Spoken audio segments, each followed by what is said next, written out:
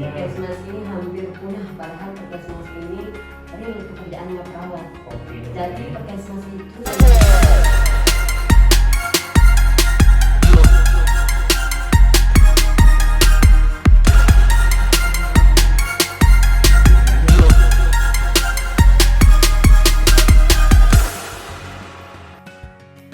Assalamualaikum warahmatullahi wabarakatuh. Kembali lagi bersama kami di Prima Podcast.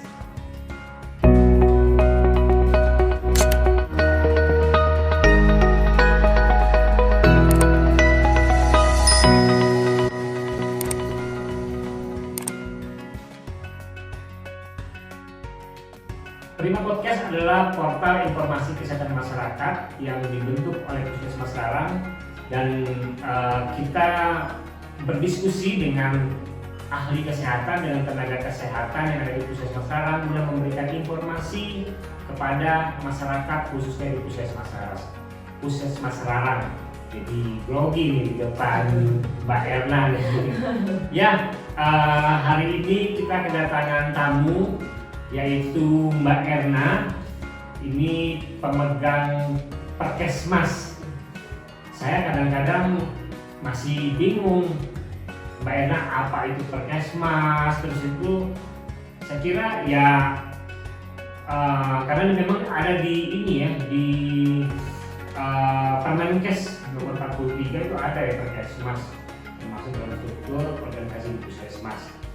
Nah, untuk mengenal jauh lebih dalam narasumber kita pada episode hari ini, mungkin kita perkenalan dulu Mbak Erna sebelum nanti kita kulas-kulas terkait Perkesmas itu apa. Mungkin bisa perkenalan dulu Mbak Erna. Ya, silakan Mbak. Halo. Saya Lina Ernawati, pemegang program Perkesmas di Puskesmas Larang. Oke, alamatnya di Larang Tengah. Nah, itu singkat dari Mbak Erna. Mungkin nanti kalau misalnya ke Puskesmas itu bisa ketemu beliau, atau kadang Perkesmas itu seringnya turun ke rumah ya, turun ke rumah, terus pokoknya lebih sering ini ya, berkunjung ke rumah-rumah ya Perkesmas ya. Ada juga kegiatan dalam gedung. Dalam gedung kafe ya, perawatan individu. Oke. Artinya bisa di UKM, bisa Ya, juga di di UKP. Oke. Nah, yang kita ketahui kan selama ini hanya di UKM. Ya. Jadi itu sebenarnya apa sih Perkesmas itu, Mbak Erna? Karena mungkin banyak pemirsa di rumah kurang familiar terkait dengan Perkesmas itu, mungkin dijelaskan sedikit. Ya, karena hampir Perkesmas ini mungkin banyak yang tidak tahu ya. Perkesmas ini hampir punah, padahal Perkesmas ini real pekerjaannya perawat. Jadi Perkesmas itu singkatan dari keperawatan kesehatan masyarakat, di mana Perkesmas itu perpaduan antara keperawatan dan kesehatan masyarakat yang mengutamakan upaya promotif dan preventif tanpa mengabaikan pelayanan kuratif dan rehabilitatif. Ya. Jadi ini memang perpaduan keperawatan dan kesehatan masyarakat. Iya. Jadi memang hal yang dibutuhkan sebenarnya oleh masyarakat ini. Tadi sempat disampaikan Mbak Erna kalau Perkesmas ini sempat punah. Artinya dulu memang bagaimana sih sejarahnya, kenapa bisa sempat punah? Memang dulu gencar memerintah ini atau bagaimana, terus tiba-tiba tahun lalu atau bagaimana? Karena hampir kemarin kan sudah pelatihan bersama 30 puskesmas, hampir di semua puskesmas itu Perkesmas ini tidak jalan. Makanya dibilang Perkesmas ini hampir punah. Karena sekarang makanya kemarin pelatihan kita berusaha buat menghidupkan kembali program Perkesmas ini. Oke. Menarik nih Mbak Erna, karena memang ini dibutuhkan oleh masyarakat sebenarnya, karena di situ ada perawat dan memang ada kesehatan masyarakat. Nah, di Puskesmas Larang sendiri, itu apa aja sih kegiatan yang Mbak Erna lakukan sehari-hari dalam mensukseskan Perkesmas ini? Jadi untuk Perkesmas ini kan Mas Agil ada kegiatan UKP sama UKM-nya. kalau UKP itu kita memberikan asuhan keperawatan kepada pasien yang merawat inap ataupun merawat jalan, langsung kita berikan perawatan langsung di sana. Kemudian untuk UKM-nya kita kunjungan rumah untuk memberikan perawatan kepada keluarga yang resti ataupun kelompok resti. Ya, di sana di Perkesmas ini kita berupaya supaya masyarakat bisa melakukan 5 fungsi keluarga itu. Yang pertama kan keluarga harus bisa mengenal masalah kesehatannya, kemudian mengenal dulu. Setelah mengenal masalah kesehatannya, masyarakat atau keluarga harus bisa mengambil keputusan apa yang dilakukan terhadap masalah kesehatan yang dialaminya. Setelah mengambil keputusan, kemudian masyarakat harus mampu atau keluarga mampu melakukan perawatan mandiri. Ya, kemudian setelah itu harus mampu melakukan modifikasi lingkungannya. Kemudian bisa memanfaatkan paskes sehingga masyarakat bisa mandiri. Oke. Berarti 5 fungsi keluarga itu ya. Kalau di Perkesmas itu kalau sudah bisa melakukan 5 fungsi keluarga itu berarti dia sudah masuk ke mandirian 4 atau bisa lepas binaan. Nah, untuk tadi lepas binaan atau mandirian 4 itu, apakah cukup dengan sekali kita kunjungi atau berapa kali? Tidak, sebenarnya tidak cukup. Ya, karena kan untuk 1 kali kunjungan itu siapa tahu masyarakat masih belum tahu apa-apa tentang itu. Jadi minimal 3 kali ataupun sampai mereka mandiri. Oke. Berarti minimal 3 kali. Bisa lebih ya. Bisa pun 2, kan banyak juga masyarakat yang pintar. Gitu. Oke. Artinya kita melihat kondisi dari masyarakat itu sendiri. Nah, menarik nih yang 5 tadi itu, saya pun baru tahu 5 fungsi keluarga itu ya. Sampai dengan memang yang kelima tadi memanfaatkan paskes. Nah, berarti Mbak Erna ini mengunjungi kaitannya dengan UKM tadi, mengunjungi masyarakat yang resti ya, seperti ini. Nah, itu datanya itu diambil dari hasil UKP atau bagaimana? Kalau yang ini bisa kita pakai data PUSPK yang membutuhkan intervensi lanjut. Bersama-sama PUSPK kan kita bisa berintegrasi programnya. Oke.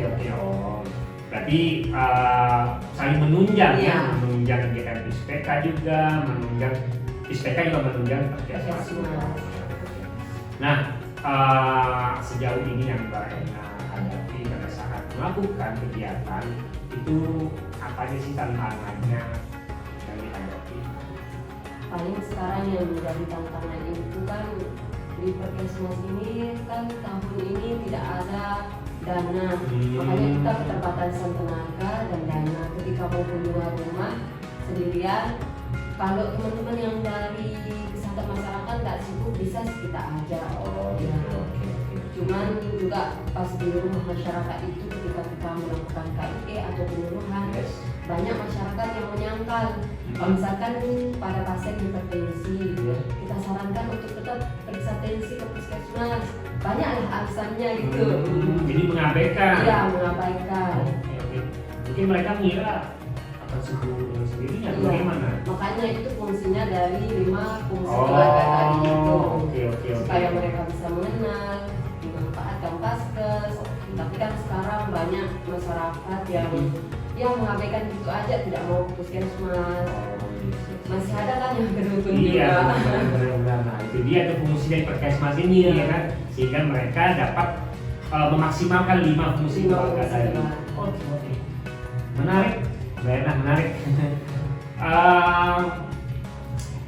Himbauan atau mungkin bisa disampaikan ke masyarakat ini, Erna, apa sih yang harus dilakukan ketika nanti Mbak Erna mengunjungi rumah mereka agar dapat memaksimalkan 5 fungsi keluarga tadi. Kira-kira apa sih, jangan takut atau bagaimana kira-kira himbauan buat masyarakat sehingga kan ini banyak ditonton oleh masyarakat nih. Nah, harapan kita juga dengan channel ini informasi-informasi yang ada di Puskesmas Larang, misalnya hari ini terkait dengan Perkesmas, bisa diketahui oleh masyarakat sehingga kegiatan Mbak Erna sendiri nanti akan berjalan dengan lancar. Mungkin bisa disampaikan sedikit Mbak Erna.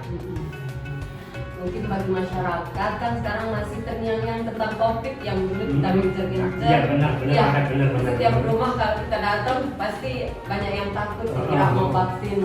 Yes. Apalagi kita kunjungan rumah misalnya pada pasien TBC itu kita tanya ada yang batuk-batuk dikira mau vaksin. Jadi untuk masyarakat diharapkan tenang saja. Betul. Ya, Jangan sekarang panik, nggak usah khawatir. Sekarang sudah tidak ada vaksin keliling untuk di dalam gedung. Mungkin kalau kita kunjungan rumah paling untuk mengecek kesehatan masyarakat, membantu masyarakat supaya bisa mandiri dalam memanfaatkan 5 fungsi keluarga tadi. Intervensi lanjut Iya, ya. intervensi lanjut. Oke, seperti itu masyarakat di rumah tidak perlu khawatir karena program vaksin itu juga sudah tidak ada. Sekarang vaksin itu sudah ada di dalam gedung. Oke Mbak Erna, tadi banyak kita belajar terkait dengan Perkesmas ini disampaikan langsung oleh pemegang program Perkesmas di Semarang. Saya rasa mungkin next time Mbak Erna mungkin kita bisa ulas lagi terkait dengan 5 fungsi keluarga itu ya. Jadi mungkin kita butuh part 2 ya. Kalau bahasa sekarang itu part 2-nya. Jadi sehingga benar-benar Perkesmas ini sampai ke masyarakat. Oke, terima kasih Mbak Erna telah menyempatkan waktunya berkunjung di Prima Podcast ini.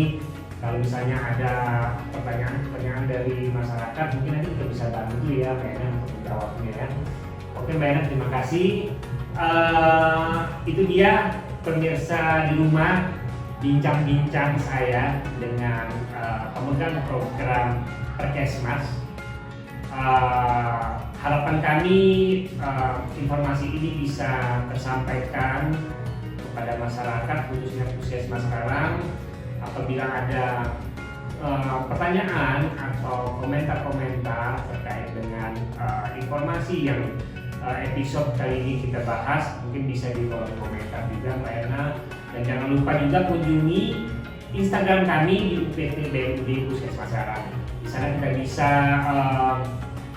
memberikan edukasi atau memberikan masyarakat bisa bertanya melalui pesan di Instagram. Nanti kami akan membantu menjawab masalah-masalah yang ada di masyarakat.